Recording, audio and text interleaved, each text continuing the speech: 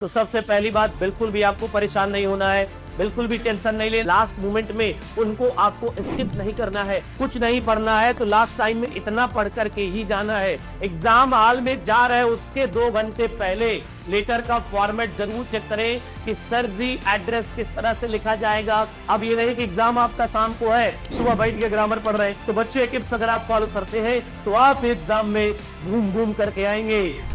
Hello बच्चों, तो आज देखते हैं हम लोग लास्ट मिनट की कुछ टिप्स देखते हैं, क्योंकि टाइम आपका चल रहा है बच्चों किसका, एग्जाम का। तो सबसे पहली बात, बिल्कुल भी आपको परेशान नहीं होना है, बिल्कुल भी टेंशन नहीं लेना है, भगवान का नाम लेना है और आराम से एग्जाम वाले क्वेश्चन पेपर को फोड़ के आना है।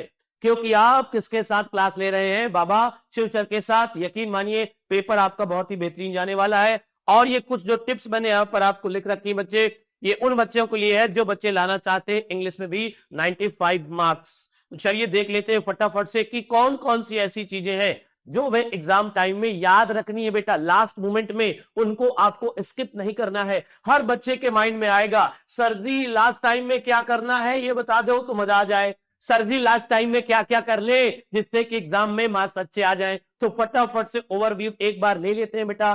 पहला सबसे पॉइंट लिख रखा है मैंने यहाँ पर आप लोगों के लिए, फ्लेमिंगो के 5 चैप्टर स्टार्टिंग वाले अच्छे से पढ़े। स्टार्टिंग के जो फ्लेमिंगो के 5 चैप्टर्स हैं उन्हें आप बढ़िया तरीके से पढ़िए। उनके लॉन्ग आंसर्स, उनके शॉर्ट आंसर्स आपको कंप्लीटली तैयार करना है। फिर कहता है विस्तार में स्टार्टिंग के 4 चैप्टर्स अच्छे से तैयार कर लीजिए।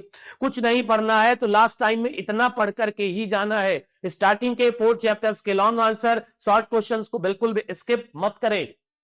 कोई 3 सेंट्रल आइडिया तैयार करें, फालतू में टाइम वेस्ट नहीं करना है। पोइट्री के सेक्शन में कोई भी 3 पोयम जो आपको इजी लगती है उनका आप सेंट्रल आइडिया रेडी कर चुके हैं तो एक बार उनको जरूर रिवाइज करके एग्जाम हॉल में आपको जाना है।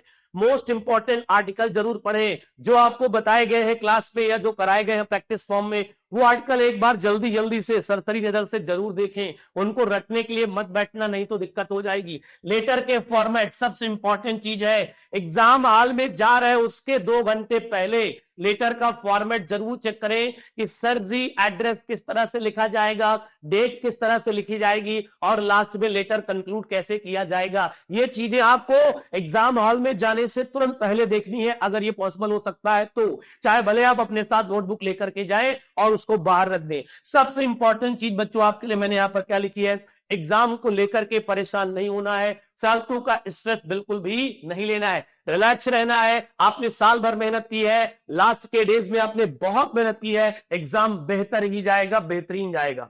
वर्ड लिमिट से ज्यादा ना लिखें, इमोशंस में नहीं आना है, भाव में नहीं बहना है। जितने वर्ड्स की लिमिट दी गई है, चाहे वो लॉन्ग की हो, चाहे शॉर्ट की हो, चाहे आर्टिकल की हो, उतने ही वर्ड लिमिट में आपको उसका आंसर करना है, इमोशनल नहीं होना है।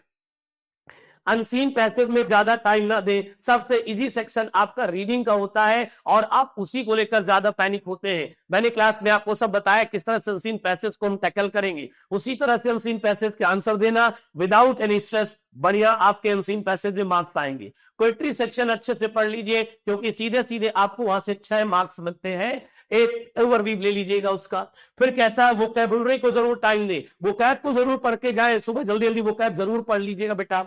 फिर कहता है यहां पर क्या, ग्रामर को पढ़ने ना बैठे। अब ये नहीं कि एग्जाम आपका शाम को है, सुबह बैठ के ग्रामर पढ़ रहे हैं, तो भैया ग्रामर पढ़ेंगे तो आपका टाइम वेस्ट होगा, क्योंकि ग्रामर को पढ़ने से कोई फायदा मिलने वाला नहीं है, क्योंकि अब आप इनको पढ़ नहीं सकते हैं। तो बच्चों एक टिप्स अगर आप फॉलो करते हैं तो आप एग्जाम में घूम घूम करके आएंगे।